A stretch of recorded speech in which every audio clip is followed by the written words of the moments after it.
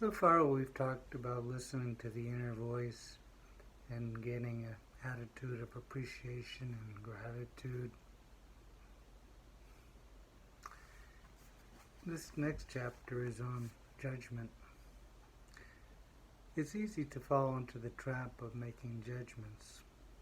Not only do we judge ourselves, but also other people in our lives.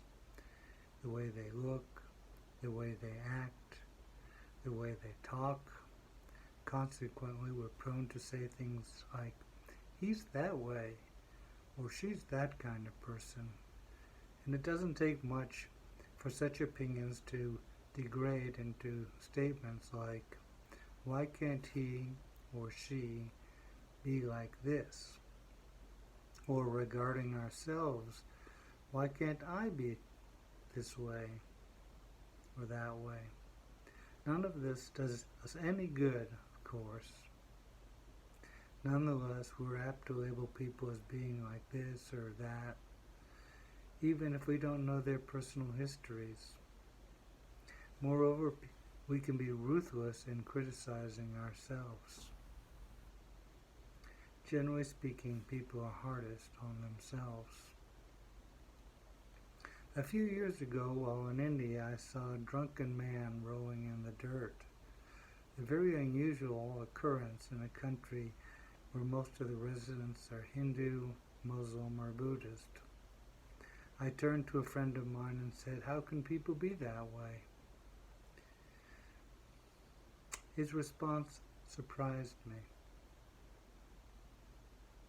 "Who are you to judge?" he told me. "You don't know anything about this man's personal history."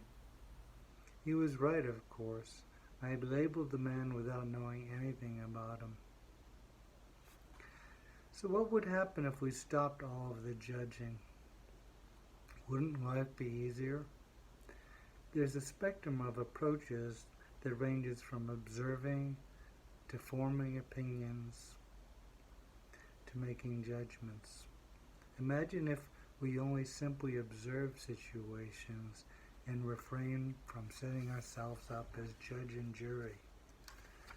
When a certain behavior occurred, whether ours or that of another person, we would note its occurrence, but we wouldn't label it as good or bad. Instead, we would only try to discern the shades of problems as to the extent to which we can perceive them. Discernment implies an ability to observe and identify, whereas judgment is often condemnatory. So I'll leave you with a thought here. Whenever we remove ourselves from the emotional cloudiness of judgment, we stand on neutral ground and are more likely to gain a clear perspective. Have a good day.